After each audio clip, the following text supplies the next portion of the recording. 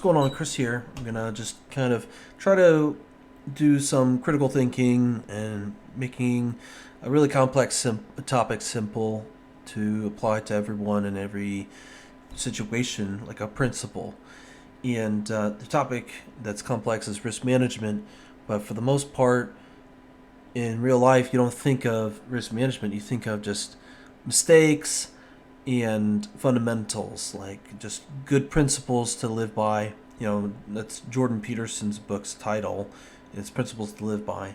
But for the most part, it all comes down to risk management.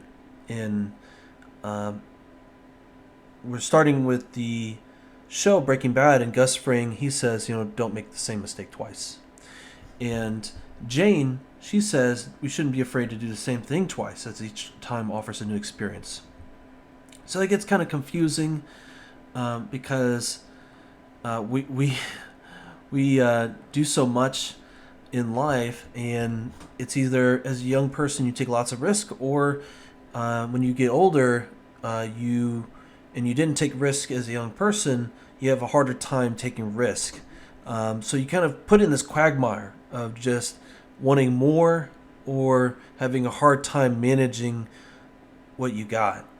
And this is the quagmire that goes on.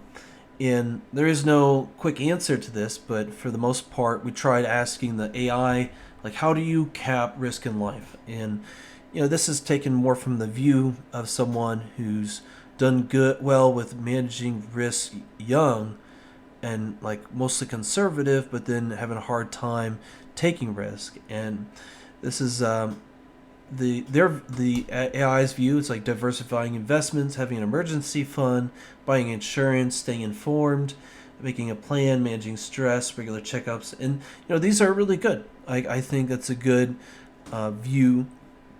In Once you have all these in order, you can take more risk just because you have everything else taken care of. Like you're diversified, you have an emergency fund, you have insurance, and the amount of loss that you can have is a lot less. So and then you can start taking on more risk. If we were to take the story from Grant Cardone and how he talks about his mom and how she was a big saver and she wouldn't spend our money on anything, she would just save. That's something like who's like someone who's ultra conservative and doesn't allow room for any growth. Once you get too conservative, it gets harder to want to take on risk because everything just seems scary. And then Grant Cardone, he recognized that as being too restrictive, and he started. I think he was in drugs and all that, so he was on the opposite side. He was taking on lots of risk, and his dad left the picture, and she, because of that, she got really big in saving mode, and then Grant Cardone, he kind of sees the dichotomy, or he sees just kind of where he was, and then that it led to him getting clean, and then managing risk from there. And we don't know exactly how he managed it as he got older, but for the most part, he was able to build a really big empire, mostly because of his networking skills and marketing skills. And from there, he was able to leverage other people's money, and he was able to have good timing with that leverage. But for the most part, not everybody's fortunate like that. And if I were to just kind of break down what I would think it would make good life principles for risk management is like find someone or some ones to get good fundamentals, good habits, and a lot of these have to do with basic principles of success. It's just learning from people that are wealthy or that have managed things well.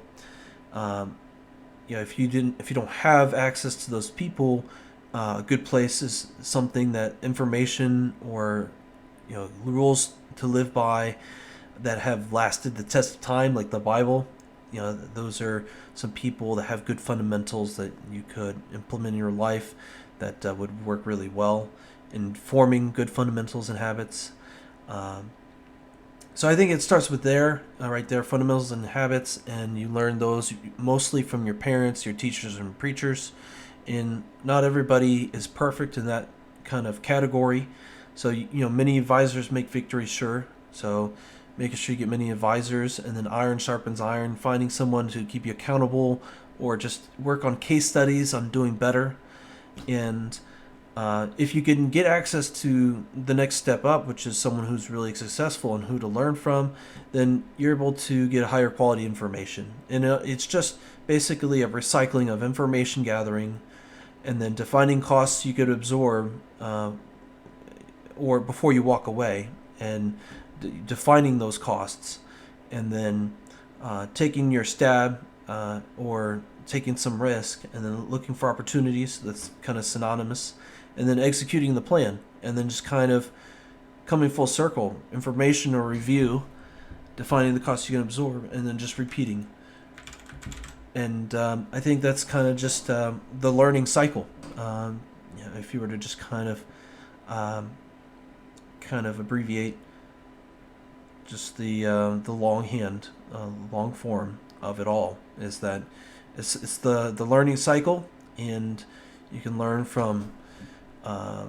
You're able to get good habits and fundamentals from people that have been there before, or who are there a little older than you that are there currently, and then gather the information, define the cost, execute, look for opportunities, or take on risk, and then executing the plan, and then reviewing, and then just rinse and repeat. And I think that's kind of just the cycle that it goes in for risk management.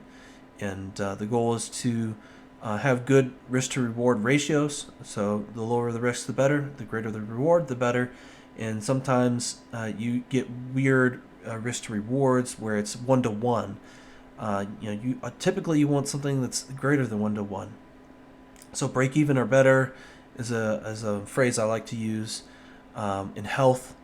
Like whenever your health stops becoming quality of life, where it's break even or better, then it's a losing risk to reward. It just doesn't seem like the quality of life is there.